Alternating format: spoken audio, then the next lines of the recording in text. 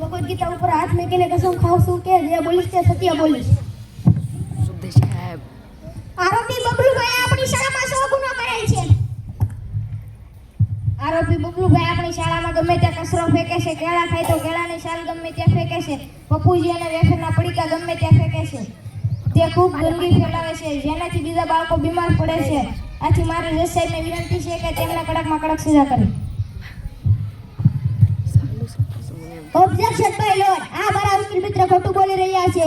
બબલુભાઈ તો બાળક છે, ખાવાનો અધિકાર છે અને કચરો તો બધા ફેંકે છે. તે બબલુભાઈને ક્યાં પકડવામાં આવ્યા? જો કઈ પુરાવો હોય તો હાજર કરો. ઓબ્જેક્શન ઓવરરૂલ્ડ. વકીલ સાહેબ, પુરાવા હાજર કરો.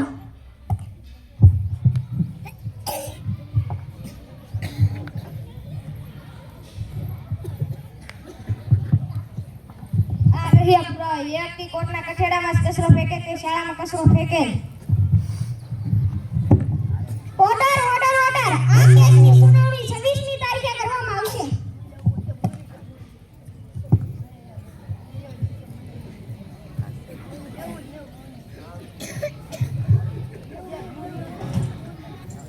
Order order order. આરોપી તરીકે ભૂરાભાઈ હાજર હો.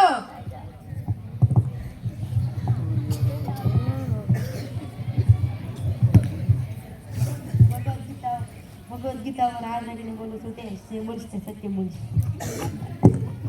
આરોપી ભૂરાભાઈ આપણી શાળામાં 100 ગુનો કરેલ છે. આજનો આરોપી ભૂરાભાઈ નામનો એક વિદ્યાર્થી છે. તેના પર આરોપ છે કે તે શાળામાં સુખી રીતે માવા અને તંબાકુ ખાય છે અને તેની સાથે બીજા બાળકોને પણ પોતાના રવાડે ચડાવી રહ્યો. તે દેશના ભવિષ્ય સાથે રમત રમી રહ્યો છે. ઓબ્જેક્શન બાય લોર્ડ, આ મારા વકીલ મિત્ર ખોટું બોલી રહ્યા છે. ભૂરાભાઈ તો હજી નાનો બાળક છે, તેને ખબર પણ નથી કે આ શું છે. કદાચ તે કોઈ બોટાને જોઈ આવું કરતો હશે. આ બાયડો શું?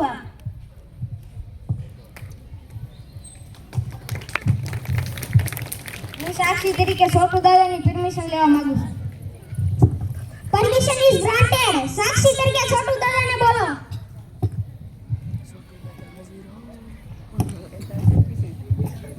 Order order order. સાક્ષી તરીકે છોટુ દાદા હાજર હો.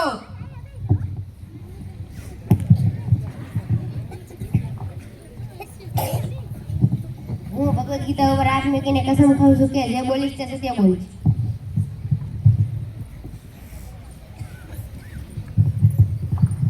તમારું નામ શું છે? મારું નામ છોટુ દાદા છે. સામેના કઠેડામાં ઉભેલ માણસને તમે ઓળખો છો? હા, આ તો ભૂરો છે. શું તે માવા ખાય છે? હા. જુઓ જજ સાહેબ, સાક્ષીની જુબાની કહે છે કે ભૂરાભાઈ માવા ખાય છે. Order order order. આ કેસની સુનાવણી 26મી તારીખે કરવામાં આવશે.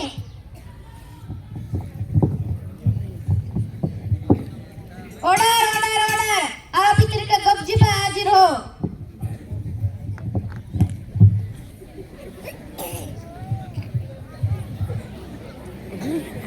હું ભગવદ ગીતા પર હાથ મૂકીને કસમ ખાઉં છું કે જે બોલીશ તે સત્ય બોલીશ. આરોપી ગપજીભાઈ આપણી શાળામાં 100 ગુનો કરેલ છે. આરોપી ગપજીભાઈ પર આરોપ છે કે તે આખો દિવસ મોબાઈલ જોયા કરે છે, ગેમ રમ્યા કરે છે. તેના કારણે તેના માતા પિતા પણ કઠેડામાં ઊભા રહે છે, કારણ કે તેમના માતા પિતાએ તેમને કદી રોક્યો જ નથી. શું આ સાચું છે? તમે તમારા બાળકને મોબાઈલનો ગુલામ બનતા કેમ ન રોક્યો? આટલું જ નહીં, મમ્મી સિરિયલ જુએ છે, પપ્પા મોબાઈલ જુએ છે, ગગો ગેમ રમે છે. કોઈ કોઈની સાથે રમતું નથી, કોઈ કોઈની સાથે વાતું કરતો નથી. આખું ઘર ડિજિટલ જેલ જેવું બની ગયું છે.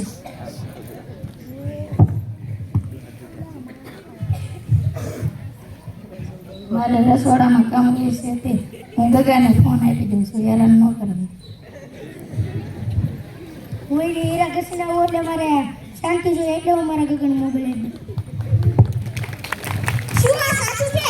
તમે તમારા બાળકને મોબાઈલનો ગુલામ બનતા કેમ ન રહ્યો?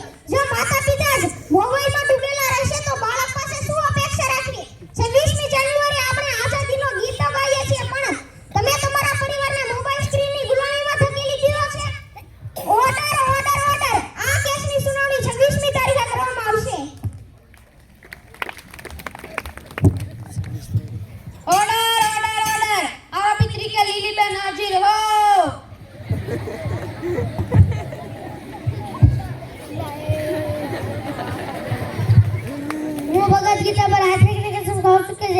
સત્ય બોલી.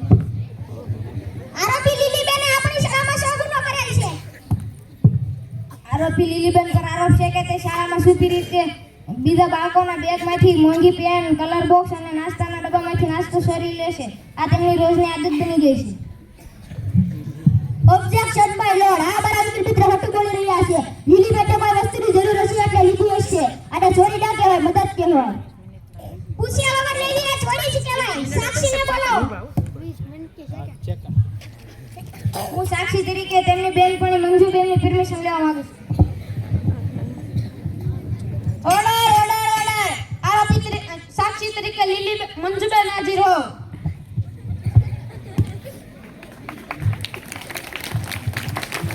હું ભગત ગીતા ઉપર હાથ મૂકીને કસમ ખાઉં છું જે બોલીશ સત્ય બોલીશ. તમારું નામ શું છે? મંજુબેન. સામેના કઠેડા ઉભેલ બેનને તમે ઓળખો છો? હા. શું તે ચોરી કરે છે? હા. જુઓ જજ સાહેબ, સાક્ષીની જુબાની કહે છે કે લીલીબેન ચોરી કરે છે. Order order order. આ કેસની સુનાવણી 26મી તારીખે કરવામાં આવશે.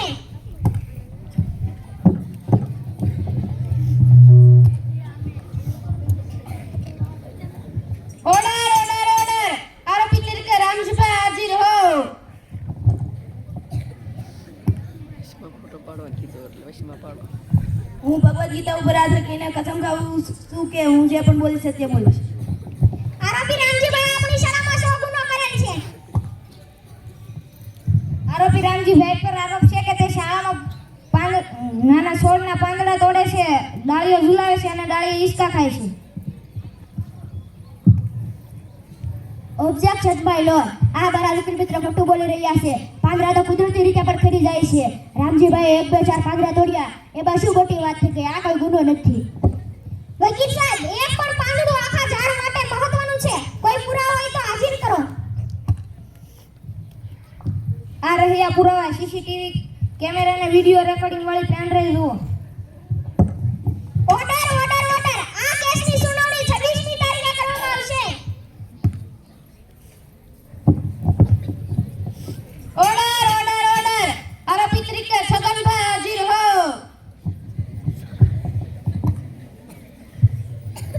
હું ભગવદ ગીતા ઉપર હાથ રાખીને કસમ ખાઉં છું કે જે પણ બોલીશ સત્ય બોલીશ. આરોપી છગનભાઈ આપણી શાળામાં શો ગુનો કરેલ છે? આરોપી છગનભાઈ પાણીના ટાંકા આગળ જાય ત્યારે નળ ખુલ્લો મૂકી દે છે અને રજા પડે ત્યારે પોતાની બોટલમાં વધેલું પાણી પણ મેદાનમાં ઢોળી કાઢે છે.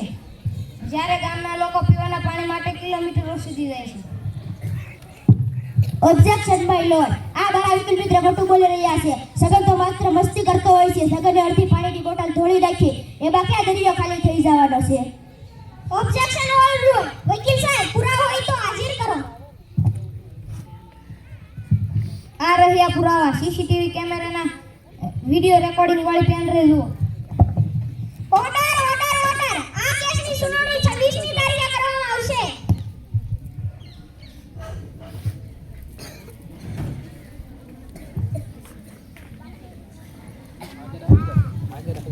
Order order order. નામદાર જજ સાહેબ પધારી રહ્યા છે.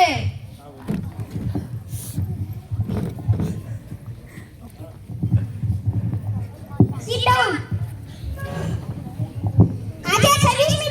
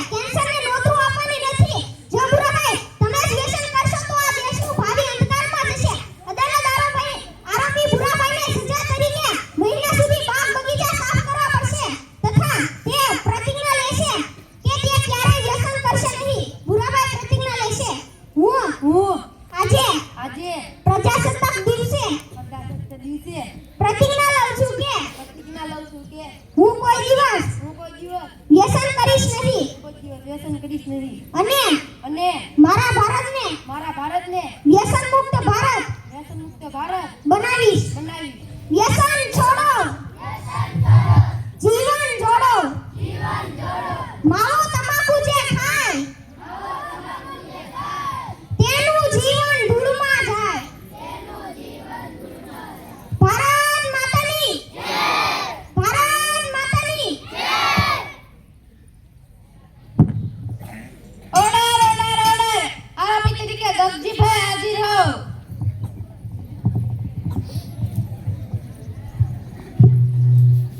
આ અદાલત આરોપી ગગજીભાઈને દોષિત જાહેર કરે છે. નીચે મુજબનો ચુકાદો આપે છે. ગગજીભાઈ માટે અઠવાડિયામાં માત્ર 1 કલાક મોબાઈલ ઉપયોગ કરી શકશે અને બાકીનો સમય ભણતર અને રમત માટે આપવાનો રહેશે. માતા પિતા માટે ઘરે આવ્યા પછી પપ્પાએ મોબાઈલ સાઈડમાં મૂકી ગગા સાથે વાતો કરવી પડશે અને મમ્મીને સિરિયલનો સમય ઓછો કરીને ગગા સાથે પુસ્તક વાંચવું પડશે. નિયમ રાત્રે 9 વાગ્યા પછી આખા ઘરમાં ડિજિટલ કર્ફ્યુ રહેશે. કોઈ પણ સભ્ય મોબાઈલ વાપરી શકશે નહીં. ગગો અને તેના મમ્મી પપ્પા સાથે પ્રતિજ્ઞા લેશે. અમે પ્રતિજ્ઞા લઈએ છીએ કે મોબાઈલનો વિવેકપૂર્ણ ઉપયોગ કરીશું. પરિવારને સમય આપો. મોબાઈલને નહીં. મોબાઈલ મૂકો. પરિવાર જોડો. ભારત માતાની ભારત માતાની ઓર્ડર ઓર્ડર ઓર્ડર આરોપી તરીકે લીલીબેન હાજર હો. લીલીબેન, ગરીબી હોવું પાપ નથી, પણ ચોર હોવું એ પાપ છે. જે દેશનું બંધારણ આપણે આજે ઉજવીએ છીએ, તે આપણને ઈમાનદારીથી જીવતા શીખવે છે. લીલીબેન, જે પણ વસ્તુઓ લીધી છે તે સન્માનપૂર્વક જે તે વિદ્યાર્થીને પાછી આપવી પડશે. ઉપરાંત તેણે પ્રતિજ્ઞા લેવી પડશે કે તે કોઈ દિવસ ચોરી કરશે નહીં. લીલીબેન પ્રતિજ્ઞા લેશે. હું પ્રતિજ્ઞા લઉં છું કે હવેથી હું કોઈની પણ વસ્તુ પૂછ્યા વગર નહીં લઉં. હું કોઈ દિવસ ચોરી કરીશ નહીં. હું એક આદર્શ નાગરિક બનીશ. ચોરી કરવી પાપ છે. ઈમાનદારીની છાપ છે. સાચું બોલો. નેક બનો. ભારત માતાની ભારત માતાની ઓર્ડર ઓર્ડર ઓર્ડર આરોપી તરીકે રામજીભાઈ હાજર હો.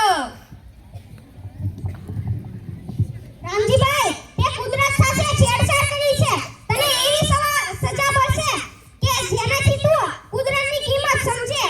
રામજીભાઈને આજથી શાળાના બગીચામાં 5 નવા છોડોને દત્તક લેવા પડશે. આખા વેકેશનમાં તેણે આ છોડોને રોજ પાણી પાવા આવવું પડશે. તેણે બીજા બાળકોને પાંદડા તોડતા રોકવું પડશે. રામજીભાઈ પ્રતિજ્ઞા લેશે. હું વચન આપું છું કે હવેથી હું એક પણ પાંદડું કે ફૂલ તોડીશ નહીં અને વધુને વધુ ઝાડ વાવીશ. વૃક્ષો વાવો. પર્યાવરણ બચાવો. પાંદડું તોડશો નહીં. ધરતીનું દિલ તોડશો નહીં. ભારત માતાની